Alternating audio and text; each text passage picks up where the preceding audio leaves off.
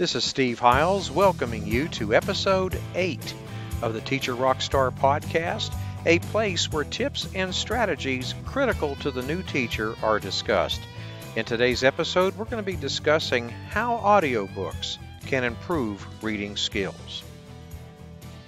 Okay, let's dive right in.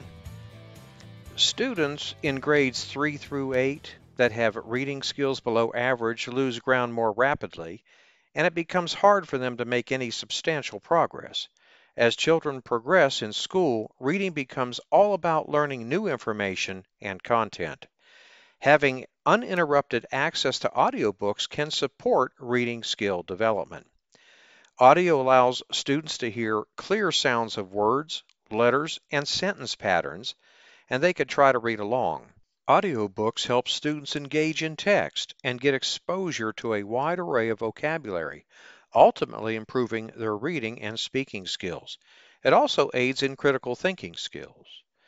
Even for adults who love books, finding the opportunity and time to read a great book in peace can be challenging. Those who understand the importance of books also appreciate audiobooks, in that you can listen to the latest bestseller on your way to work or school or doing chores around the house. But is listening to a book really the same as actually reading one?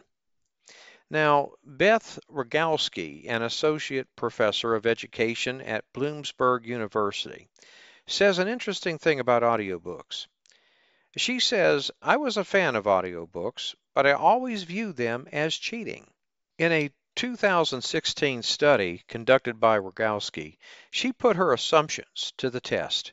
In her study, one group listened to sections of Unbroken, a nonfiction book about World War II by Laura Hillenbrand, while a second group read the same parts on an e-reader. She included a third group that both read and listened to the book at the same time. After all three groups took a quiz that was specifically designed to measure how well they had absorbed the book's essence, Rogalski found no significant differences in comprehension between reading, listening, or reading and listening simultaneously after running the tests. But Rogalski's study used e-readers rather than traditional print books. Now, there is some evidence that reading on a screen reduces learning and comprehension compared to reading from printed text. So it's possible that had her study pitted traditional books against audiobooks, old school reading might have come out on top. The fact that printed text is fixed at a specific location on a page seems to help people memorize it better than on a screen text. Referring to another research on the spatial attributes of traditional printed media, all this may be relevant to the audiobook versus book debate because, like digital screens, audiobooks deny users the spatial cues they would use while reading from printed text.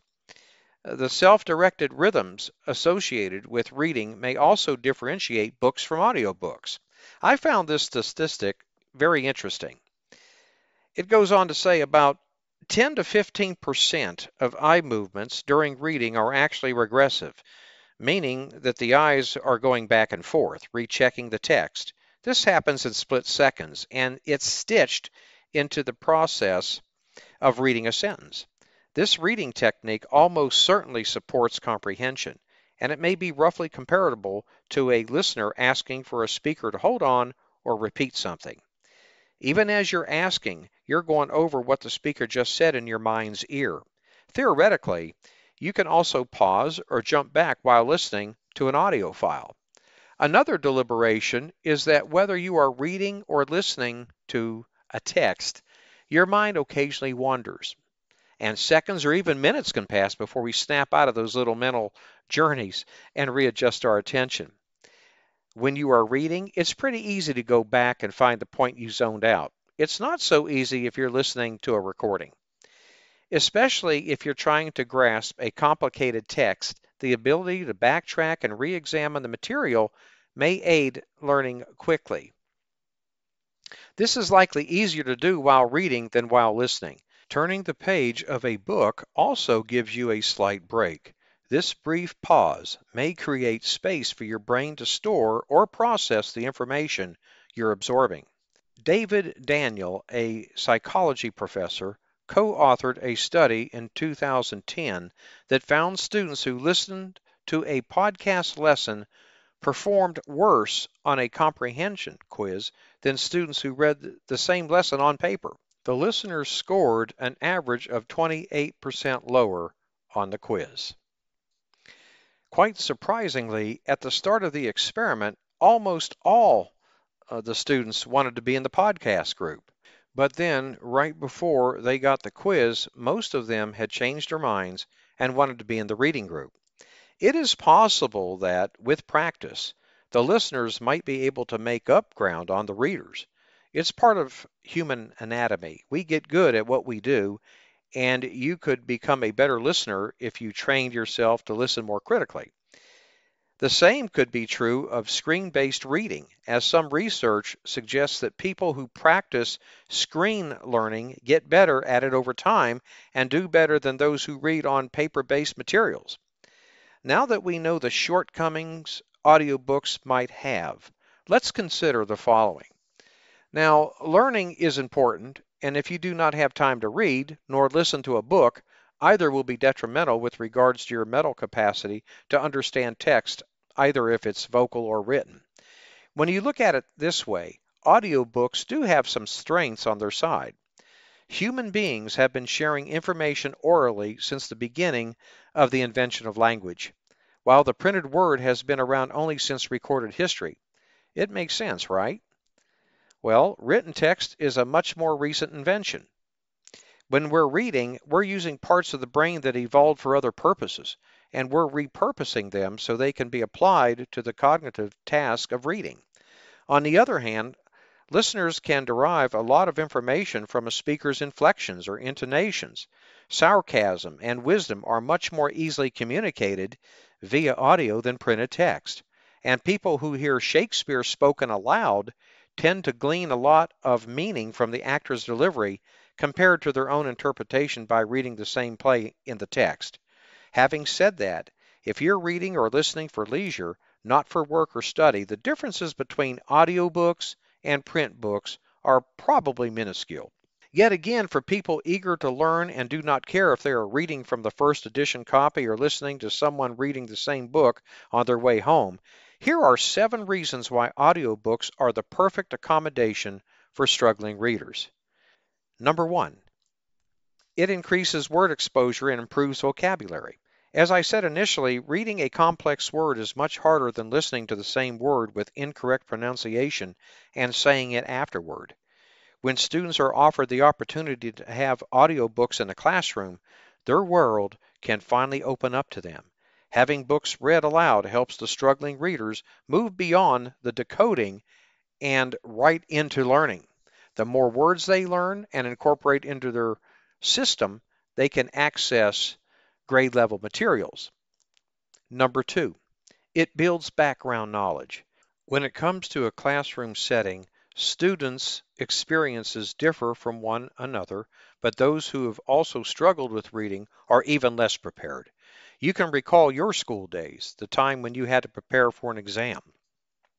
But if you were unable to read, you were most likely to go blank on the subject and have no idea as to the question. Audiobooks read in a human voice expose students to academic vocabulary and the language of books. This exposure helps build their background knowledge, which is an essential component of an evolving student. It also helps develop higher order thinking skills. The ability to build background quickly through audiobooks cannot be underestimated. If students are left to read only materials at their reading level, they lose out. They lose opportunities to get access to content and information that represents their capabilities and intellect. This is not only frustrating and causes emotional stress, but also limits learning experiences. Number 3, audiobooks reduce working memory deficit. Students who struggle with decoding and the mechanics of reading spend so much time focusing on sounding out the words that it is difficult for them to retain the information that they are reading. By eliminating the focus on decoding, they become more able to retain, remember, and understand the content they are listening to. When students begin reading with their ears, they start building their working memory. It gives more energy to the brain as a muscle, and it helps them respond to questions about the text more readily. The more that this happens, the more confident a student gets regarding the subject that has given them problems. Building working memory helps make other reading tasks easier and improves reading ability. Number 4. It removes printed word decoding anxiety. When children are reading a text and they try to make sounds of the letters in a word, the learning method taught at an early age, vision sometimes gets blurry and they lose focus. Oftentimes, this adds to stammering in their voice, and they might be able to read the sentence, but they do not understand what it is that they are reading. As soon as the pressure to read the written word is gone, students are open to learning and happy to find out that they can. Audiobooks allow students to be immersed in the meaning of the text. They also remove the lag time of decoding, which becomes increasingly important as texts become more rigorous. Anxiety plays a huge part in a struggling reader's entire school experience, so the introduction and regular use of audiobooks can actually help students enjoy school more. Number 5, audiobooks increase comprehension.